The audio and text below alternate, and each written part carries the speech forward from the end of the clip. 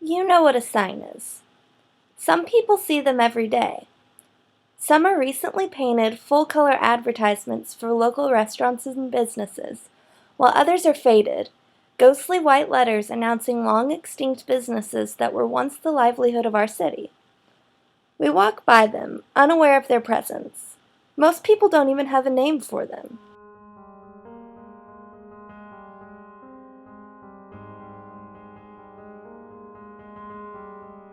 Okay, do you know what ghost signs are? Ghost signs? Uh-huh. Are they signs that ghosts paint? No. Ghost signs defined are the faded, painted advertisements on brick or stucco buildings that speak of the businesses, individuals, or products of the past. Some grace the front or sides of buildings, and some are tucked away in alleyways or are only visible in the back of a structure. Not everything you find downtown is a ghost sign. Something painted on a wall in a downtown area is called urban art. There are 4 distinct types of urban art: graffiti, street art, murals, and advertisements. Graffiti and street art are technically vandalism, while murals and wall advertisements would be considered commission art. How would you define graffiti? Spray paint, illegal. Yeah, I don't know the actual definition, but to me, graffiti is when you take spray paint and you deface something, you put it on something that wasn't intended to have paint.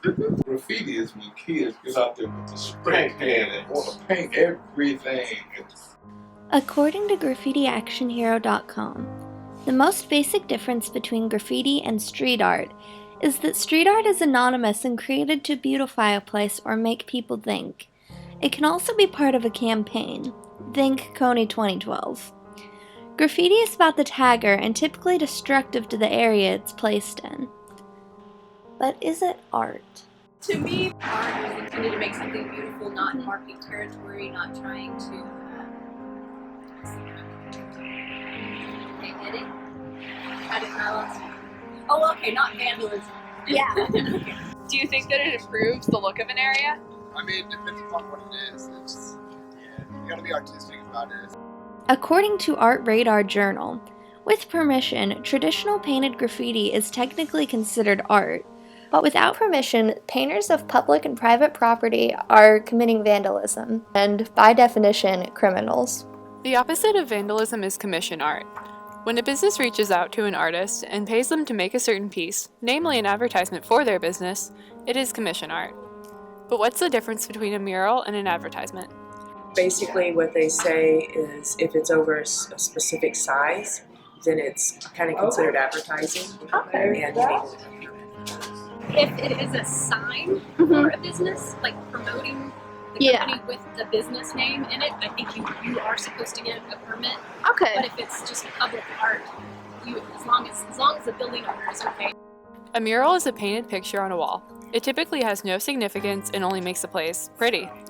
Murals are created by artists and typically considered art. An advertisement is usually made up of words, not pictures, and serves to advertise a place or a product, not to beautify a place. But can advertisements be art? It's not, I mean, I don't know if it's art, it's advertisement. But it makes Tulsa. Yeah, but it's cool. I like it. David Lubars, BBDO's new creative director, said, "Maybe some advertising can become art later, after it's done what it's supposed to do in its time, like an interesting artifact." That's what a ghost sign is. Advertisement turned mural.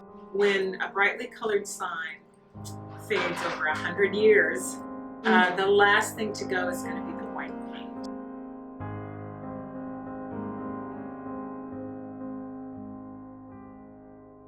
The freeway system came in.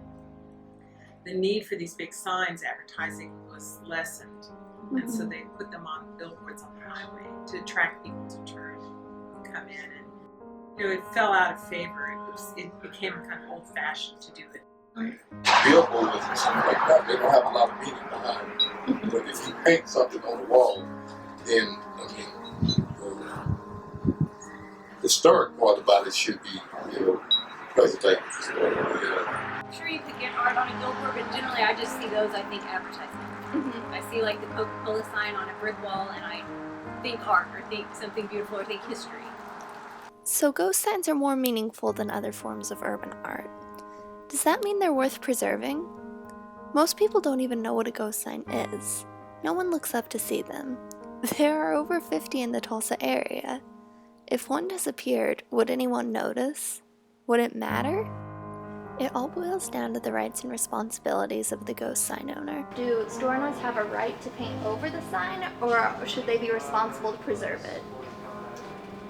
I think that's kind of a duplicitous question because I would think if you own the building, it would be your right to do something. So I can't force you to have something on your building if you don't want it. There are regulations I would think they definitely have the right. I think maybe they should consider, oh, is this something I should paint over? Am I painting over history? Am I painting something over something people have looked at for a long time and appreciate? But as far as the right, I would think they do have the right. The owner of the wall has the right to do whatever they want with the sign.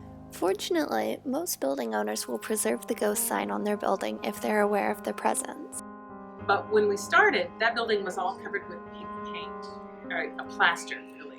And in my book, you can see it half uncovered.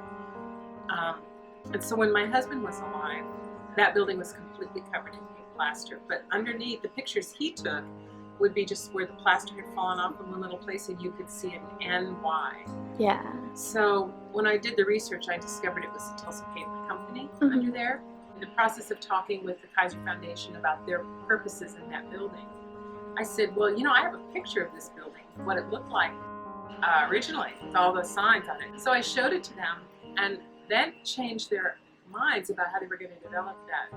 They decided to restore it to the original facade and uncover the ghost signs, and instead of doing a new architectural front, they went for historic renovation, and I was really excited about that because I think showing them what it looked like really helped them envision what was under there. So they pulled the plaster off and uncovered a lot of more ghost signs I hadn't seen before. So that was really exciting. Tulsans care. There was a chance at saving a piece of history, and they did. That might not always be the case, but more often than not, we're going to pull together and save the past. Yeah, Tulsa.